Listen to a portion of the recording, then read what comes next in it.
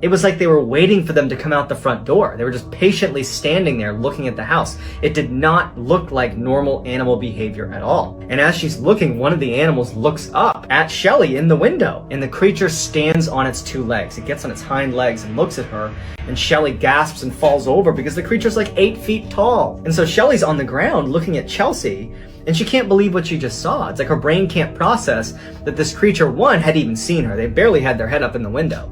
But that it stood on its hind legs, that it was so big. What are they doing? Sitting in a row right on the outside of the house waiting for us? What's going on here? And so Shelly tells Chelsea, get in your bed, don't go to your windows, don't leave this room. And that's when Shelly also remembers that she hasn't heard her 2 dogs, and she's worried they might be outside. And so she starts quietly walking all along the top floor looking for her dogs. She's calling to her 2 dogs, and they don't come out. Goes into the master bedroom and finds her 2 dogs hiding in the corner of the room next to each other, like they're startled by whatever it is outside. Meanwhile, Eric was pacing downstairs thinking he needed to go to the barn and he needed to get his guns to protect the family. But he knew that between his own disability, he can barely walk very fast, and he'd have to unlock the barn, and then he'd have to pull down the gun case, unlock that. All the while, he's exposed to these animals that are out there. And so the next best thing in his mind is maybe he could run outside, get in his truck, and back the truck up to the front door, and then he could get his wife and his daughter to come out, jump in the car, and they could drive away. So he just goes to the window and he pulls the blinds aside to look outside, and those 5 creatures are now gone. They're not sitting on the gravel path right in front of the house.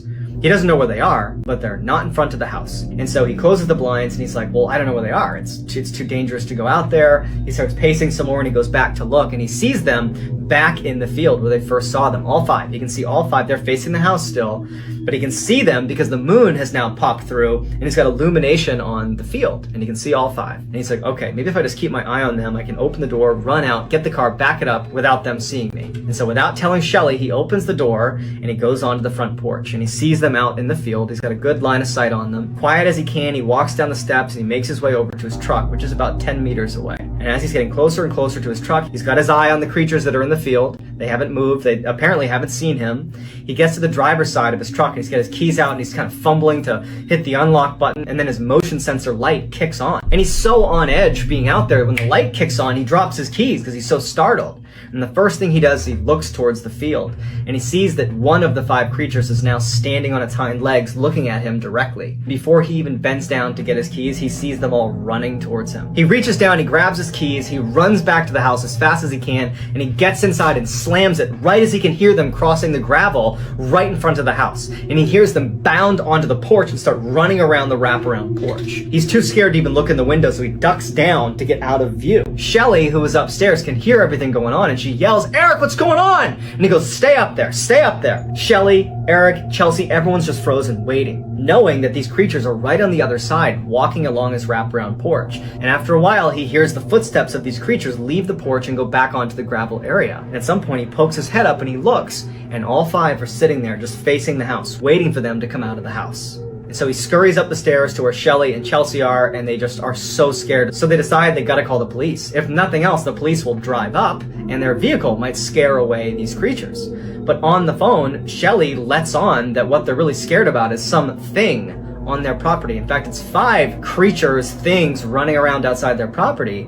And immediately the police officer who's responding to this, he's like, all right, well, are you sure it's not a moose? Are you sure it's not a bear? And finally, she's like, no, can you please just come over here? And he's like, listen, ma'am, just keep your door shut, keep your windows shut, and I'm sure it'll be fine. And ultimately, that's how the call ends. They're on their own. The family felt helpless, and Eric especially felt really frustrated because he can't protect his family. He doesn't have a weapon. He can't get to his vehicle. They're just trapped. And so they decide the only thing we can do is barricade ourselves inside of the house. And so for the next 30 minutes, they put heavy furniture in front of all the doors and the windows. They blocked everything as best as they could. They got kitchen knives, and they got an axe that they had inside to chop some wood. As they go upstairs, they lock themselves in the master bedroom with their weapons and their dogs, and they get on the bed and they just decide all we can do is wait until the sun comes up. During the time they were barricading their house, they would look out from time to time and they would see the 5 creatures just sitting on that gravel area right in front of their house, just waiting for them. When they finally went upstairs and barricaded themselves in that room, they immediately heard the creatures move off of the gravel, and they heard a couple of them at least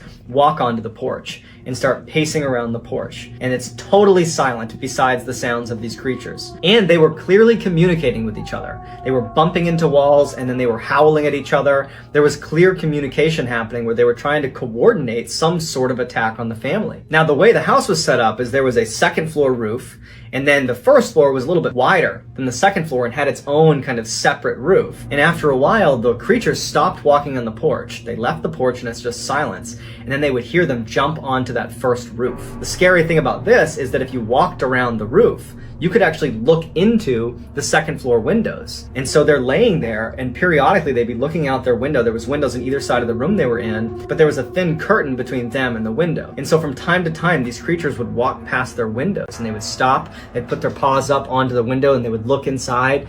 But there was a very thin sheet between them and the glass, so they couldn't see the creature, and the creature couldn't see them. All night, they're listening to these creatures running around, and sometimes they'd hear really loud scratching, like they had figured something out and they were trying to burrow their way into the house. But after a whole night of this, they never actually broke the glass. They never got inside the house. As the sun started to come up in the morning, the creatures jumped off the roof and they could hear them running away. And for about an hour, they didn't hear anything outside. The sun's come up and they felt safe again. And so they left their room, they go downstairs, and they finally open it up, and all over their property are signs of huge creatures that had been on their property. Massive footprints with huge claws at the end. They found tufts of hair that had gotten caught on fence posts. And even scarier is they found all these points on the house, in particular on the second floor when they were walking on that roof, where there was clear markings that they had tried to burrow into the house. There were these deep-seated scratch marks into the side of the house. The front door had been scratched apart. I mean, it was very clear that whatever these creatures were, they were trying to get into the house, but they had just been unsuccessful. This experience was so traumatic for the family that they sold the house and they moved very quickly after that, and they have not experienced anything like that since they left.